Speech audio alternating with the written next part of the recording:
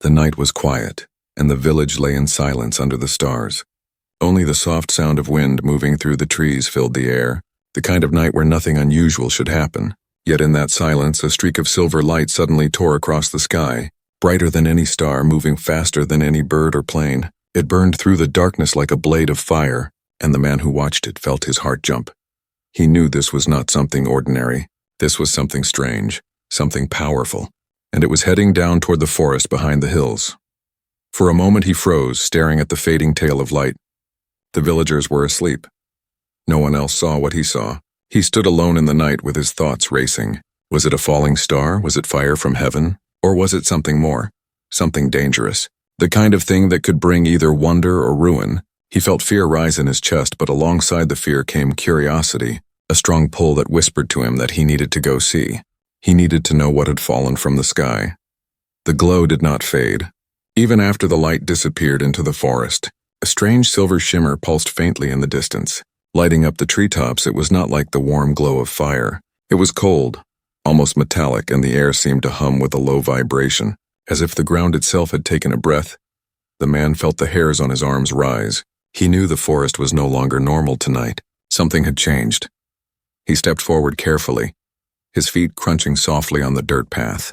His mind shouted at him to stay in the safety of the village, to pretend he never saw the light, but his heart pulled him onward. Each step heavier than the last, the trees loomed tall, their shadows twisting in the strange glow.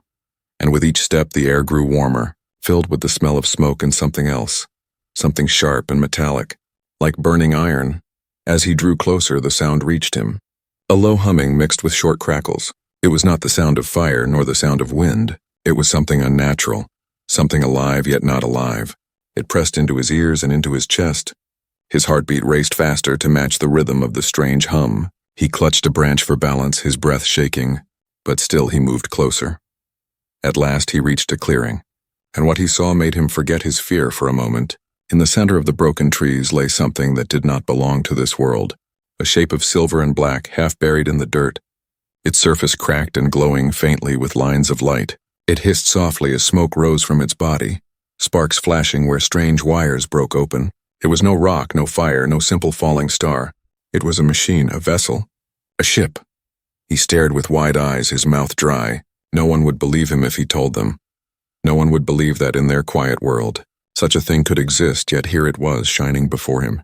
Broken but alive, and then he heard it.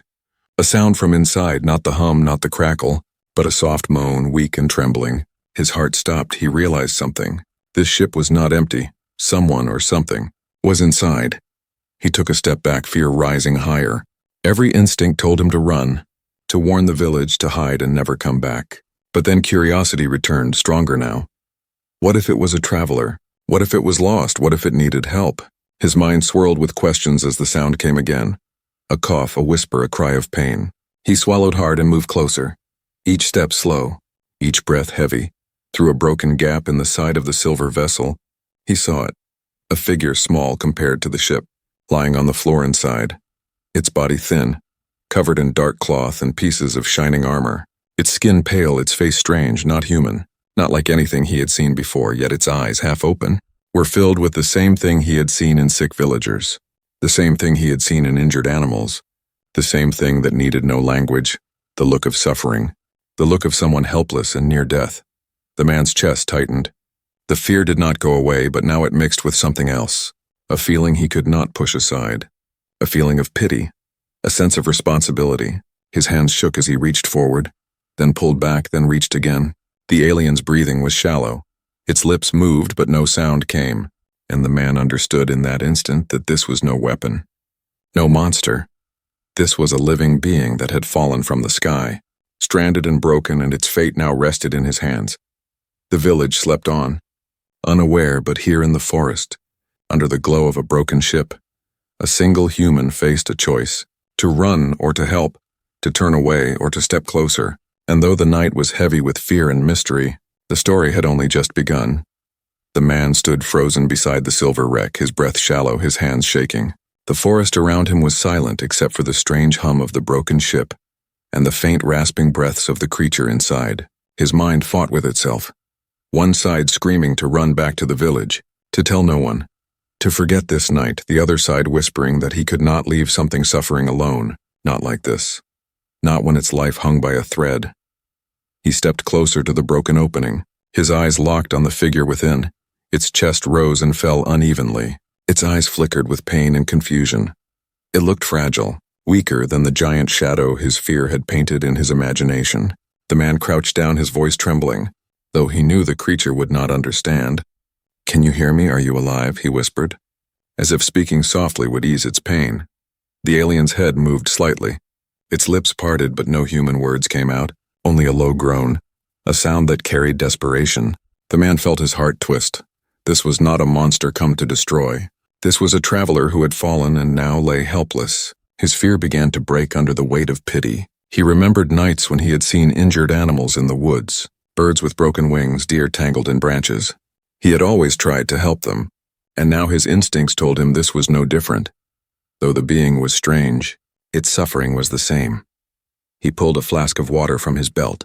The alien's eyes followed the movement slowly with effort, as if it understood. The man lifted the flask carefully to its lips.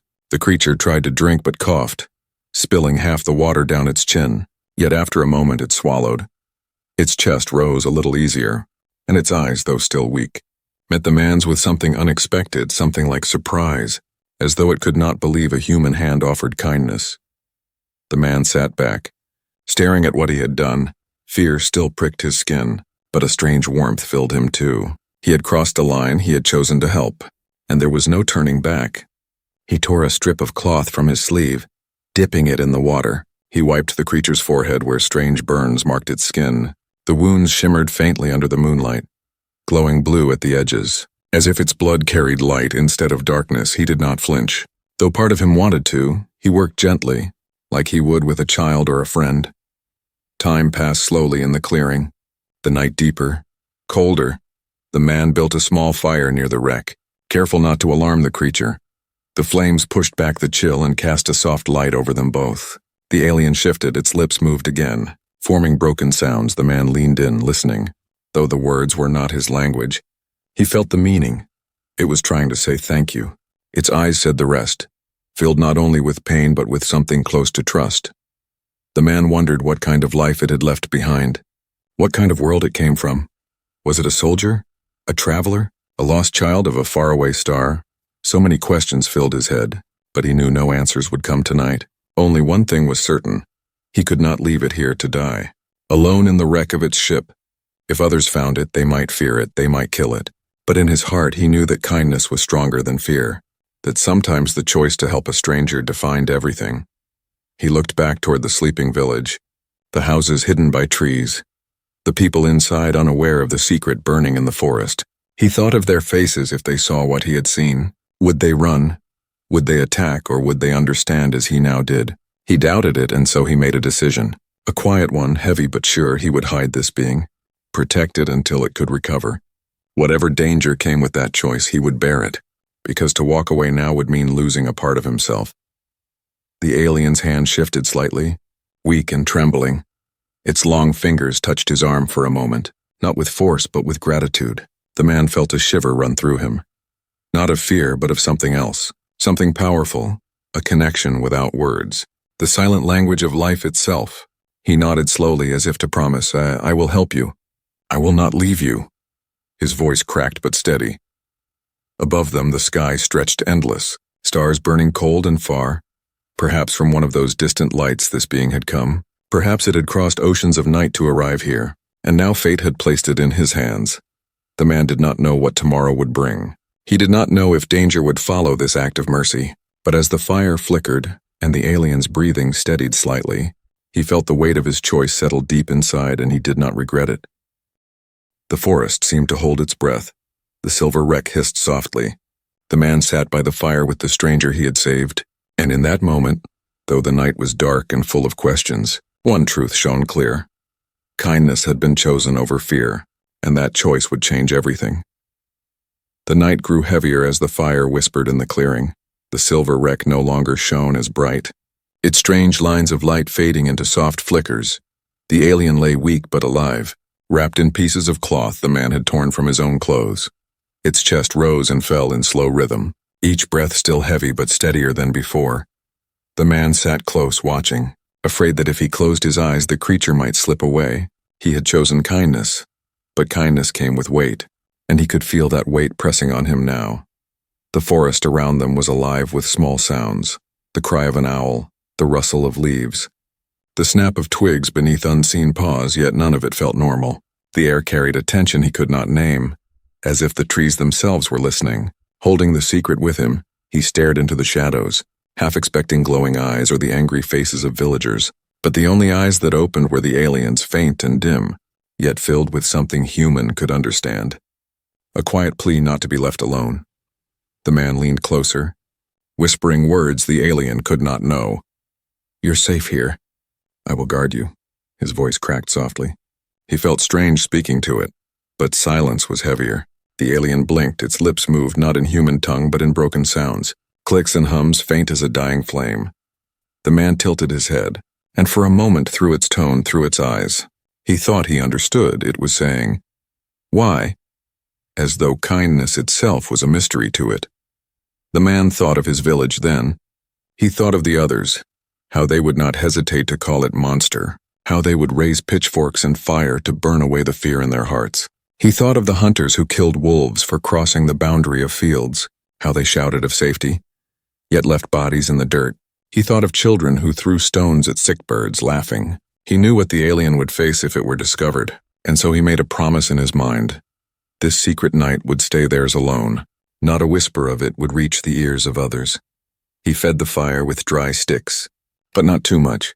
He wanted the warmth without the smoke rising high. Each flicker of flame painted the alien's face in gold and shadow. Strange marks covered its skin, some natural, some wounds, glowing faint blue as if the blood beneath shimmered with light. The man touched the cloth around its arm gently. Adjusting it, the alien winced but did not pull away. Instead, its eyes softened like a traveler finding rest after endless wandering. As the night deepened, the man felt the pull of sleep, but fear kept him awake. What if more like it came searching? What if something dangerous followed the crash? He listened hard to the forest, his body tense. Yet no armies came, no monsters, only the ordinary night stretching endlessly. Still he dared not close his eyes. He stared into the fire, then at the alien, and he wondered who it was before the fall. Did it have a home, a family? Did it have people who now worried for its return?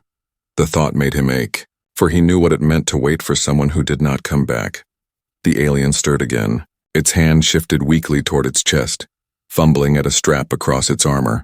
The man helped, pulling free a small device. Glowing faintly, round and cracked, the alien held it close, a sound escaping its throat. Something like sorrow, something like longing. The man realized it was a token. Maybe a memory, maybe proof of a life beyond this world. The alien clutched it like a child holding a parent's hand, and the man looked away, giving it the dignity of private grief. Time passed slow. The stars above wheeled across the sky, and the cold bit deeper. The man pulled his own cloak tighter, yet he laid part of it across the alien too. Though it left him shivering, the alien shifted slightly, its eyes opened, and for a brief heartbeat its lips curved. Not fully, not clear, but enough. A small attempt at a smile, a universal language he understood. The man felt warmth flood his chest, more powerful than the fire. In that secret night, the man realized something. He was no longer only protecting a stranger, he was guarding a fragile bond, one built not of words but of trust, thin and delicate yet real. He thought of the danger of tomorrow, of the villagers, of questions he could not answer. But for now, tomorrow did not matter. Only this night mattered, this silence shared between two lives that should never have met, and yet had. He sat awake until the first pale light of dawn touched the edge of the sky, the forest sighing as birds woke, the fire a bed of glowing embers. He was tired, his body heavy, yet his eyes stayed fixed on the alien, alive, breathing, a secret carried through the long hours. And as the morning crept closer, he knew this night would never leave him. It was the beginning of something larger than he could yet imagine, something that would test not only his courage but the heart of every human who heard of it if they ever did. The alien slept. The forest stirred and the man sat in silence, a guardian of a secret that could change the world. The first light of morning spilled across the village, soft and golden, but in the forest the man's heart felt no peace. His body ached from the long night without sleep, yet his eyes refused to close. The alien lay wrapped in cloth, still breathing, still alive. The fire had burned down to pale embers, and he thought maybe, just maybe, he had saved it from death. He wanted to believe the worst had passed, but fate had other plans. It began with a vibration, faint at first, a tremor that shook the ground under his feet. The birds that had been singing suddenly fell silent. The trees themselves seemed to stiffen, and the man's stomach tightened. He knew at once that something was coming. Something heavy, something alive. He looked at the alien, but it was too weak to rise. Its eyes half closed, it did not speak. Perhaps it already knew. The sound grew louder, a rhythm of thunder, not from the sky, but from the earth. The man rose to his feet, gripping the branch he had kept as a weapon, though he knew it was nothing against such a force. The ground shook with every beat. The trees shivered as though a storm moved through them, and then he saw them. Shadows at first, tall shapes emerging from the mist of morning, and when they broke into the clearing, his breath caught in his throat. They were riders, towering figures mounted on beasts unlike anything the man had ever seen. The creatures were huge, with legs like tree trunks and eyes that glowed faintly, their hides covered in dark scales that shimmered as they moved. The riders themselves wore armor that gleamed in the pale sun, each one holding weapons that looked alive with light. They came not as wanderers, but as a tribe, a force, a storm of power. The man stumbled back, his mind racing. Were they here for the wreck, for the wounded alien, or for him? His heart screamed to run, but his feet stayed, rooted by fear and something else. A sense that he had stepped too deep into a story larger than himself. There was no escape now. The villagers must have felt it too, for in the distance he could hear shouts, bells ringing, dogs barking. The village was waking to panic, but the riders did not go there. They did not spread out across the land. They came straight to the clearing, straight to him. The man's grip on the branch tightened until his knuckles turned white, his throat dry as stone. He wanted to call out, to demand who they were, but his voice was gone. The riders stopped in a circle around the wreck, their beasts snorting steam, stamping the ground. The leader dismounted first, taller than the rest, his armor carved with symbols that glowed like fire, his face hidden beneath a mask that shimmered as though it were part of his skin. He walked forward slowly, each step heavy, each step making the man's chest tighten, until he stood only a few paces away, staring at the human with unreadable eyes. The man raised the branch weakly, though it felt foolish, his arm shaking. But the leader did not strike, he did not lift his weapon. Instead, he looked past the man into the broken ship, where the wounded alien lay. His head tilted slightly, a sound escaped his throat. Not anger, not grief, but something softer, something almost like recognition. Another rider dismounted, approaching with a strange device. It glowed with shifting light, and when it hummed, words spilled out in broken human speech. You helped. The voice was rough, mechanical, yet clear enough. The man blinked in shock, his mouth open, but no words came. You gave life. When others would give fear, the device spoke again, and the riders lowered their weapons slightly, their beasts snorting but calmer now. The man stood frozen, his heart pounding. He had no plan for this, no idea what they would do. And then the leader stepped closer. His massive hand reached out, not in attack, but in something that felt like respect. He tapped his chest, then bowed his head slightly. A gesture the man did not expect from such powerful beings.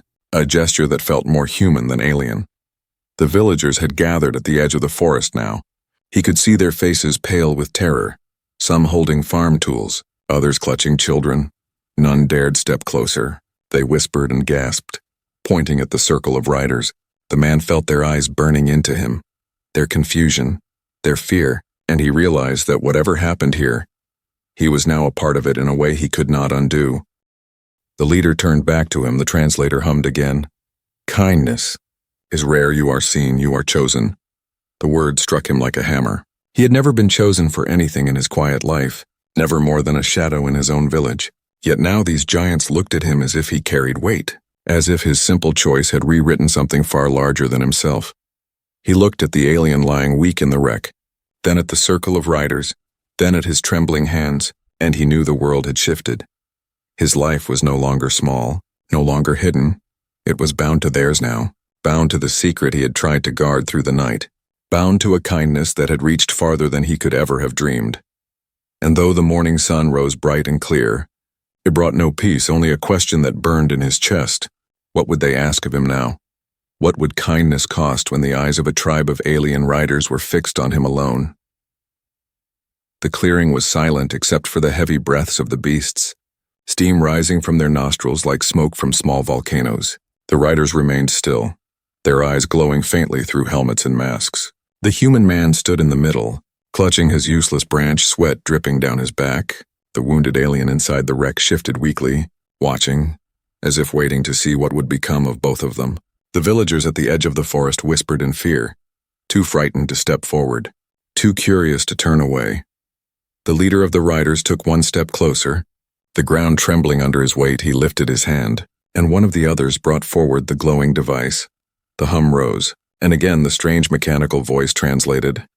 You, human, did what no one does. You gave life, you gave mercy when fear should rule. You chose otherwise. The man's throat tightened. He wanted to speak, but the words inside him tangled together. All he could manage was a soft, "I only did what anyone should do." His voice broke, unsure if they even understood, but the device flickered, and the riders looked at one another, some tilting their heads as if in thought, others lowering their weapons even more. And in that moment he realized they were not here to kill him. They were here for something else. The leader raised his hand again, this time striking his armored chest with a deep sound. Not a threat, but a gesture, a sign of respect. Then he turned to his riders and gave a low command. They moved quickly, forming a half circle, and then one of them stepped forward, leading something the man had not seen before, covered in shimmering cloth, tall and graceful, its face hidden under a veil of light. The villagers gasped loudly. Some cried out prayers, others cursed under their breath. The man stared, confused, his mind racing. He thought perhaps they were offering a prisoner, or perhaps a sacred figure, but when the rider pulled back the veil, his breath caught.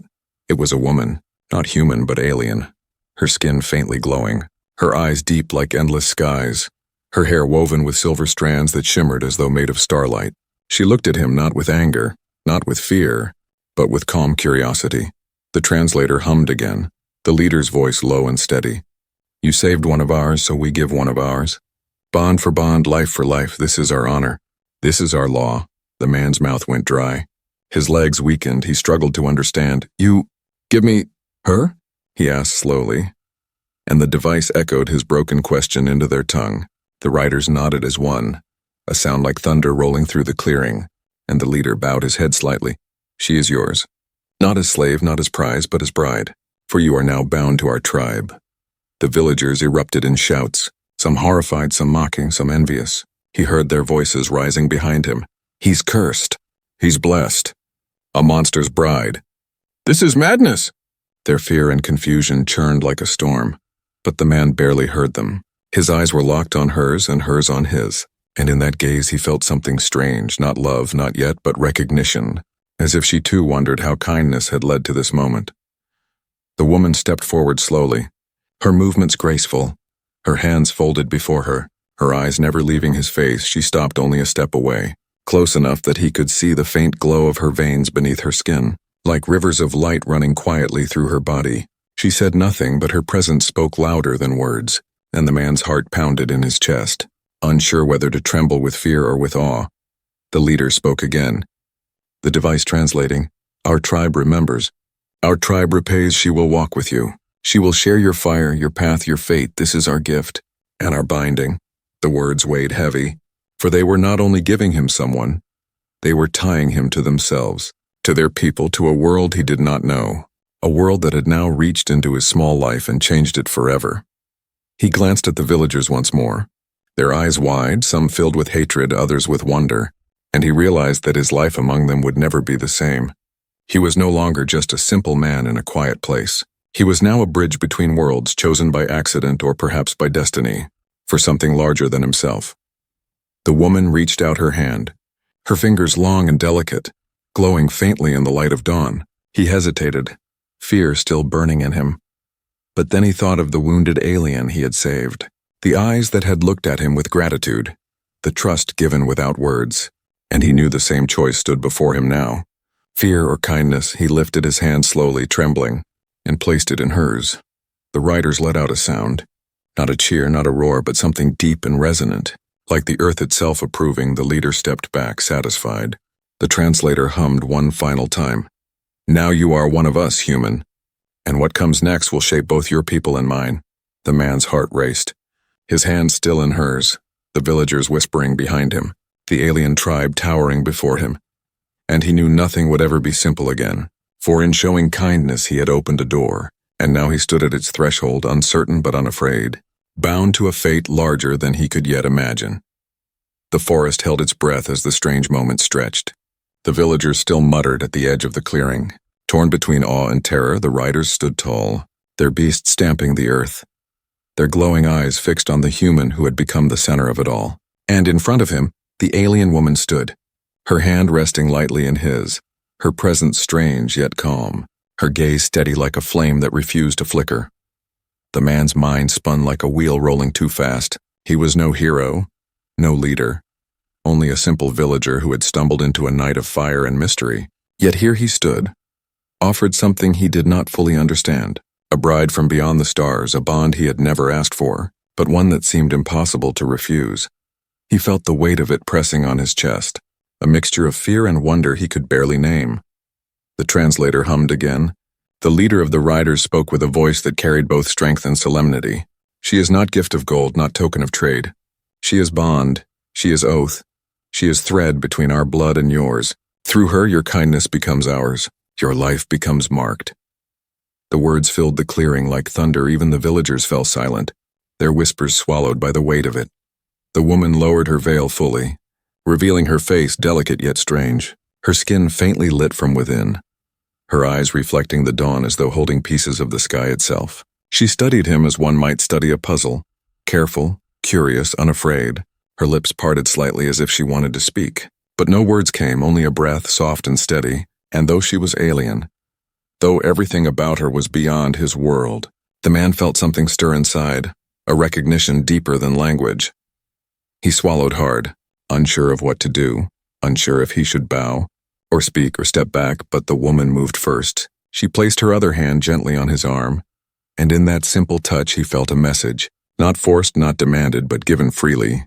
It said, "I will not fight this, I will stand with you whatever comes," and that truth steadied him, if only a little. Behind him, the villagers shouted again, their fear boiling over. "This is a curse," one man cried. "They mean to bind him so we cannot fight." Another spat. But there were voices too that trembled with awe. "Perhaps it is a blessing," one whispered. "Perhaps he has saved us all." Their words clashed like swords in the air, yet none dared step closer, for the rider's presence was too great, too heavy. The leader raised his hand and the voices fell silent. Even the beasts grew still. The translator hummed, "Do not fear us. We come not to take, we come to honor. Your human showed heart when fear would blind, so we show heart in return. Let this bond speak for us. Let it teach both sides that mercy is strength." His voice was final, not open for question, and then he turned back to the man, his gaze unblinking, waiting. The man's chest tightened.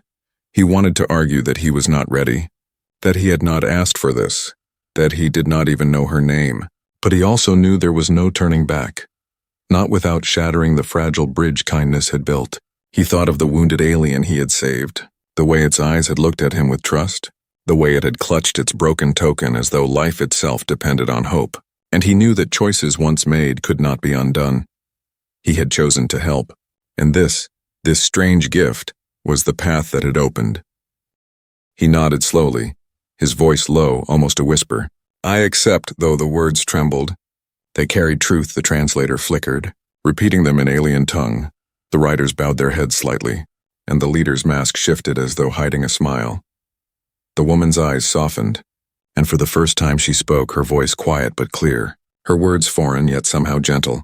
The translator struggled to catch them, but a single word reached him, one he could understand without aid. Together. The sound settled deep inside him, quieting the storm in his chest. He did not know what kind of life lay ahead, did not know what the villagers would do, did not know if danger still lurked beyond the stars, but in that one word, in that one moment, he felt the beginning of something not just forced upon him, but shared. The riders struck their weapons to the ground in unison, a sound that shook the trees, sealing the vow. The beasts roared low, their voices echoing like drums. The clearing glowed with light from their armor and banners. It felt like a ceremony older than his world, a ritual carried across stars, and he stood at its center, bound not by chains but by a thread of destiny spun by his own choice to show kindness. The villagers began to retreat slowly, some still shouting curses, others clutching their children, but all knew the man would never again be one of them. His life had been claimed by something larger, and though fear filled many eyes, there was also something else: envy, curiosity, even respect, for he had faced the unknown and not turned away. As the sun rose higher, the leader of the riders mounted his beast once more, his voice carrying final words through the translator. "The bond is sealed, human, remember this day, for the stars will remember you." With that, he turned his beast and the tribe began to move, their circle breaking, their thunder fading into the trees, leaving behind silence, smoke, and the weight of what had just been written into history. The man looked at the alien woman by his side, her hand still on his arm, her eyes watching his, not with fear, not with command, but with the quiet promise of a shared path. And though his legs shook and his heart raced, he knew the story was only beginning, and whatever it held, he was no longer walking it alone. The riders were gone, their thunder fading into the distance, their beasts leaving deep marks in the earth like scars that would never heal. The clearing was quiet again, yet it did not feel the same. The air seemed heavier, charged with something unseen. The man stood still, the alien woman at his side, her hand resting lightly on his arm. The villagers slowly crept from the shadows of the trees, their faces pale, their eyes wide, their whispers sharp like knives. He could hear them, every word cutting through him. "He's not one of us anymore," hissed a woman clutching her child. "They've bound him to their kind." "He's cursed," muttered an old man. But there were other voices too, softer, trembling. "He saved one of them, and they spared us. Perhaps they see something in him we never did." The words tangled together in a storm of fear, awe, and disbelief. The man's stomach tightened. He knew his life among them would never be the same. The alien woman remained silent, but her presence was steady, her gaze scanning the villagers as though she understood their fear, yet did not share it. She turned her head to him, her eyes deep and calm, and for the first time since the crash, he felt less alone. Though the bond had been forced upon him, there was no hatred in her expression, only a quiet strength, a promise of walking this path together. He led her gently toward the village, his steps uncertain, every eye on him. The villagers parted, some spitting on the ground as he passed, others bowing their heads, confused by what they had seen. Children peeked from behind their mothers, staring at the woman with curiosity and fright. Her skin glowed faintly in the sunlight, her hair catching silver sparks as she moved. She looked like something out of legend, and in their eyes she was. A story come alive, a story too dangerous to touch. At his small house, the man paused, unsure if he should even bring her inside. It felt strange, wrong, but also inevitable. This was his life now, no matter how much it unsettled him.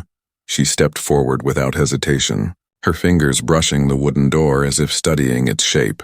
Then she entered quietly, her movements graceful, her presence filling the small space with something vast, something he could not name. Inside, she sat near the hearth where the last embers of last night's fire still glowed. Her eyes wandered across the room, touching every small detail, the tools, the jars, the simple bed, the worn cloak by the door, as if memorizing them all. The man stood awkwardly, his heart heavy, unsure what to say, but then she looked at him and spoke softly, her voice foreign yet carrying weight. The translator he had taken from the wreck hummed weakly, struggling to form words, but enough came through. "New path. Shared fire. No fear." He sat slowly across from her, his hands trembling. "I don't know how to do this," he admitted, more to himself than to her. "I don't know why they chose me. I don't know what comes next." She tilted her head, her eyes soft, and though her words were few, he understood her meaning without the device. She was saying he was not alone, that what came next was not his burden to bear alone, but theirs. Outside, the villagers argued, voices rising in the morning air. Some wanted him cast out, others said he had brought protection, but all agreed his life had crossed a line no one had dared approach before. Their world had touched another, and he was the bridge, whether they liked it or not. And in that tension, the man felt the first shadow of what was to come. He was not just different now, he was a symbol, and symbols were loved and hated in equal measure. The alien woman reached into the folds of her robe and pulled out a small shard of crystal. Faintly glowing, she placed it on the ground between them. The light spread across the floor in patterns, forming shapes he did not understand. Stars, circles, lines, perhaps maps. Perhaps memories, she pointed to one. Then to him, then to herself, her eyes steady. The translator flickered. Journey, not end. Beginning. He stared at the light, his breath caught. He realized this bond was not just a ceremony, not just a gift or a burden. It was the start of something larger, larger than his village, larger than himself, something that stretched beyond the sky. He felt fear, but also wonder, and deep inside, a spark of courage he did not know he had. The day wore on, and though the world outside his door was filled with whispers, inside his small house the fire burned warm. The alien woman sat quietly, her presence steady, and for the first time since the silver light had cut the sky, he allowed himself to breathe. The path ahead was unknown, full of trials he could not imagine, but he had already made the first choice, kindness, and it had carried him here into a future that waited like an unopened door. That night, as the stars returned to the sky, brighter than ever, the man sat by the fire with her at his side. He wondered if somewhere above, others of her kind were watching, wondering too. He wondered if his choice would bring peace, or war, or something else entirely. And though he had no answers, one truth settled deep within him. He was no longer just a man of the village. He was part of a story written between worlds, and the first chapter had only just begun.